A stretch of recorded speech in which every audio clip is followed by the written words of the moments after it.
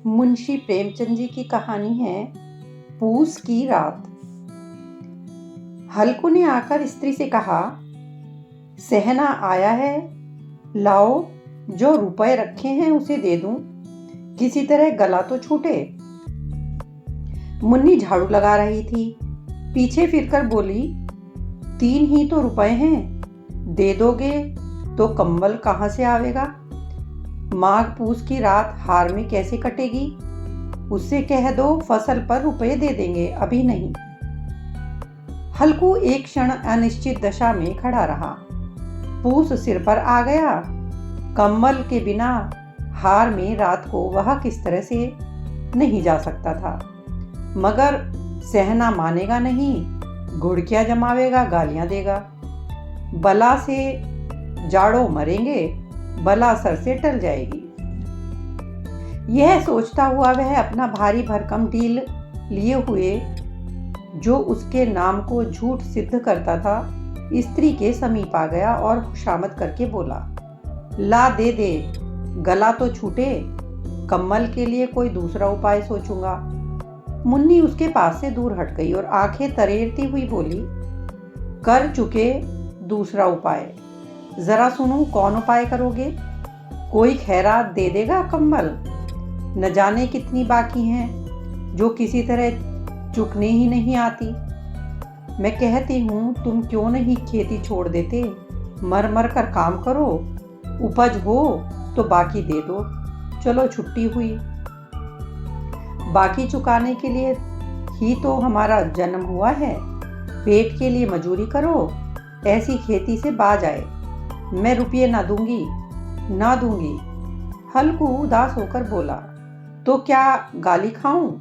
मुन्नी ने तड़प कर कहा, गाली क्यों देगा, क्या उसका राज है? मगर यह कहने के साथ उसकी तनी हुई भौएं ढीली पड़ गई। हल्कू के उस वाक्य में जो कठोर सत्य था, वह मानो एक भीषण जंतु की भांति उसे घूर रहा था। उसने जाकर आले पर से रुपए निकाले और लाकर हल्कू के हाथ पर रख दिए। फिर बोली, तुम छोड़ दो अब की से खेती, मजूरी में सुख से एक रोटी खाने की तो मिलेगी, किसी की धौंस तो न रहेगी। अच्छी खेती है, मजूरी करके लाओ, वह उसी में झोंक दो और उस पर से धौंस। हल्कू ने रुपए लिए और इस तरह बाहर चला मानो अपना हृदय निकालकर देने जा रहा हो। उसने मजूरी से एक एक पैसा काट कपट कर 3 रुपए कम्बल के लिए जमा किए थे। वह आज निकले जा रहे थे। एक एक पग के साथ उसका मस्तक अपनी दीनता के भाव से दबा जा रहा था। पूस की अंधेरी रात, आकाश पर तारे ठिठुरते हुए मालूम होते थे। हल्कू अपने खेत के किनारे ऊख के पत्तों की एक छतरी के नीचे बांस के खटोले पर अपनी पुरानी गाड़ी की चादर ओढ़े कांप रहा था। खाट के नीचे उसका संगी कुत्ता जबरा पेट में मुंह डाले सर्दी में कूं कूं कर रहा था। दो में से एक को भी नींद नहीं आती थी। हल्कू ने घुटनियों को गर्दन में चिपकाते हुए कहा, क्यों जबरा, जाड़ा लगता है? कहता तो था घर में पुआल पर लेट रहे, तो यहाँ क्या लेने आए थे? अब खाओ ठंड, मैं क्या करूं? जानते थे मैं यहाँ हलवा पूरी खाने आ रहा हूँ, दौड़े दौड़े आगे आगे चले आए, अब रो नानी के नाम को। जबरा ने पड़े पड़े दुम हिलाई और अपनी कूं कूं को दीर्घ बनाता हुआ एक बार जमाई लेकर चुप हो गया। उसकी श्वान बुद्धि ने शायद ताड़ लिया, स्वामी को मेरी कूं से नींद नहीं आ रही है। हल्कू ने हाथ निकालकर जबरा की ठंडी पीठ सहलाते हुए कहा, कल से मत आना मेरे साथ, नहीं तो ठंडे हो जाओगे।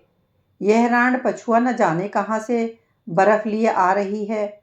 उठूं फिर एक चिलम भरूं, किसी तरह रात तो कटे। 8 चिलम तो पी चुका। यह खेती का मजा है। और एक एक भगवान ऐसे पड़े हैं जिनके पास जाड़ा जाए तो गर्मी से घबरा कर भागे।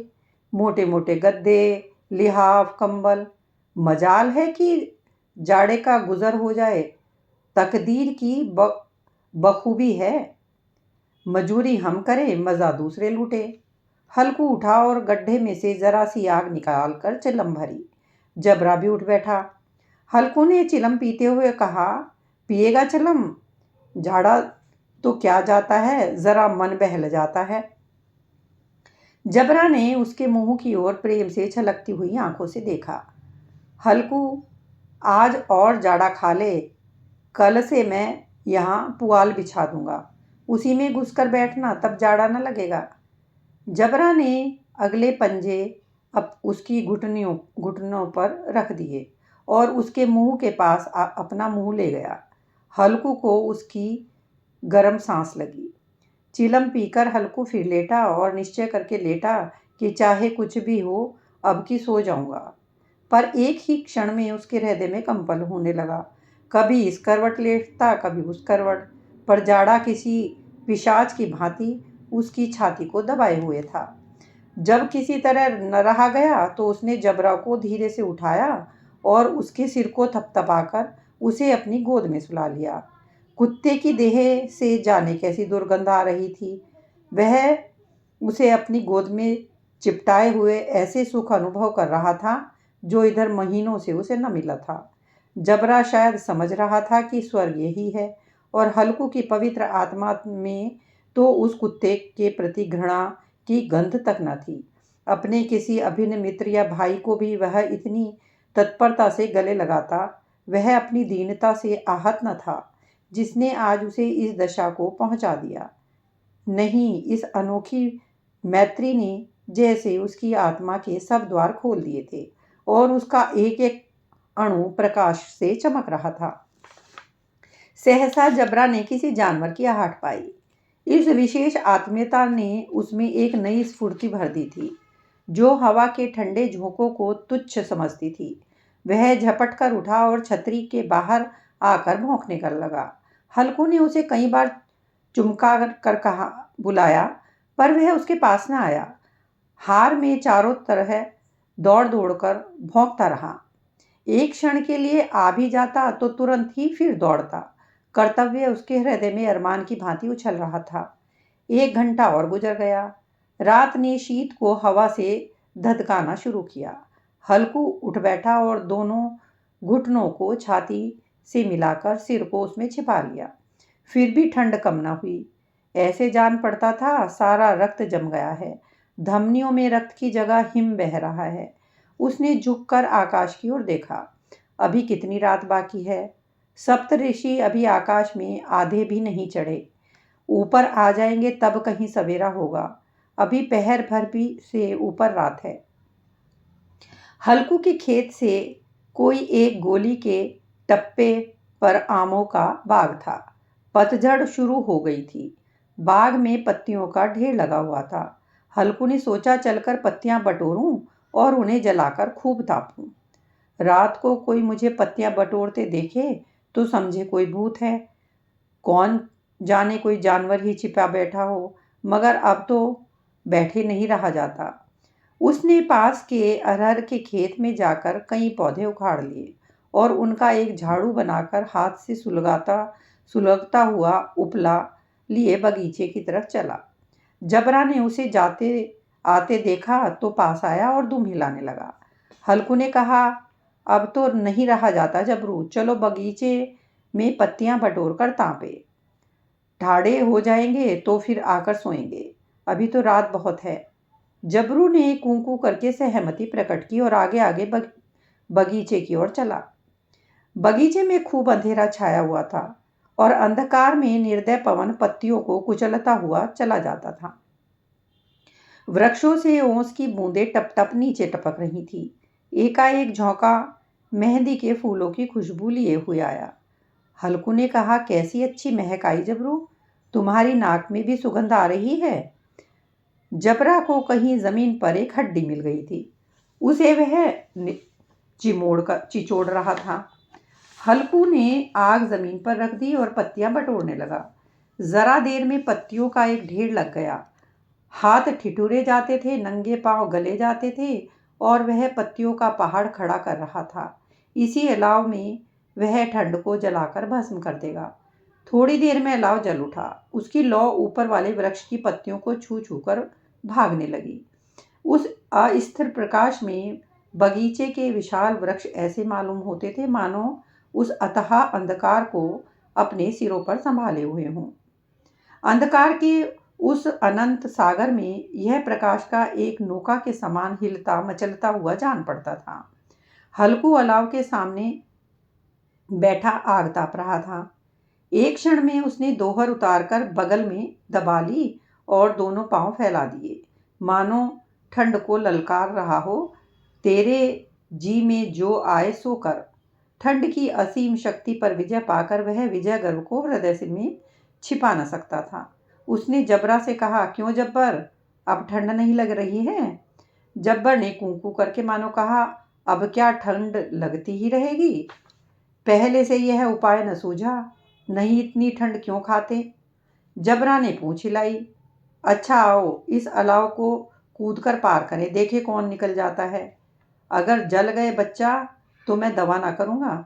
जबरा ने उस अग्नि राशि की ओर कातर नेत्रों से देखा। मुन्नी से कल न कह देना, नहीं तो लड़ाई करेगी। यह कहता हुआ वह उछला और अलाव के ऊपर से साफ निकल गया। पैरों में जरा सी लपट लगी, पर वह कोई बात न थी। जबरा आग में गिर्द घूमकर उसके पास आकर खड़ा हो गया। हलकुल ने कहा, चलो चलो, इसकी सही नहीं है, ऊपर से कूद कर आओ। वह फुर कूदा और अलाव के इस पार आ गया। पत्तियां जल चुकी थी। बगीचे में फिर अंधेरा छाया था।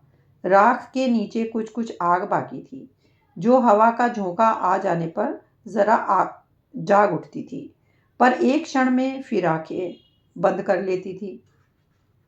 हल्कू ने फिर चादर ओढ़ ली और गर्म राख के पास बैठा हुआ एक गीत गुनगुनाने लगा।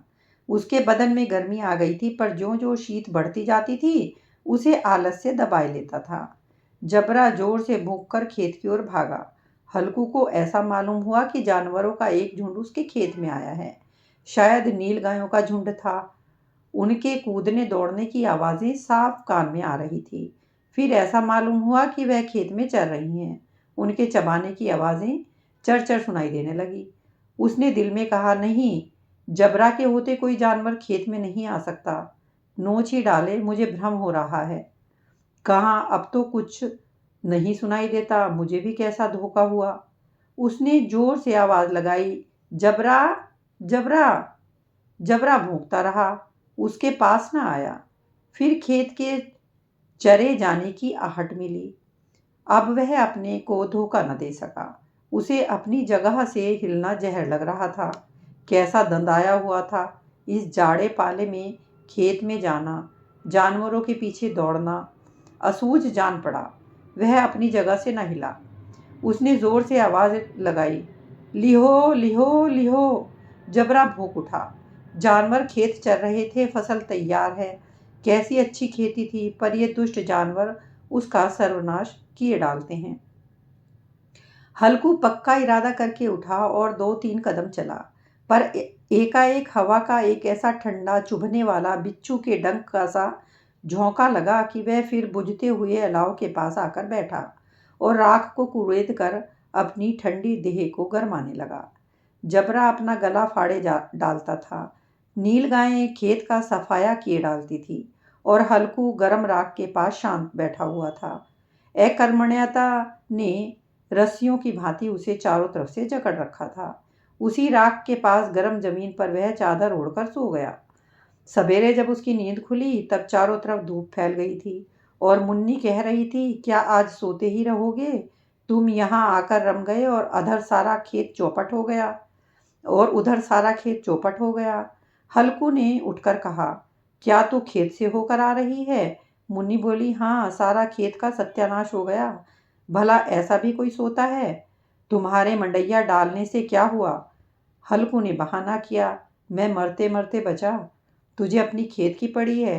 पेट में ऐसा दर्द हुआ कि मैं ही जानता हूँ। दोनों फिर खेत की डांड पर आए।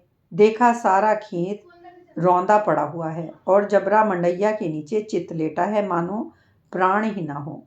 दोनों खेत की दशा देख रहे थे। मुन्नी के मुख पर उदासी छाई थी, पर हल्कू प्रसन्न था। मुन्नी ने चिंतित होकर कहा, अब मजूरी करके माल गुजारी भरनी पड़ेगी।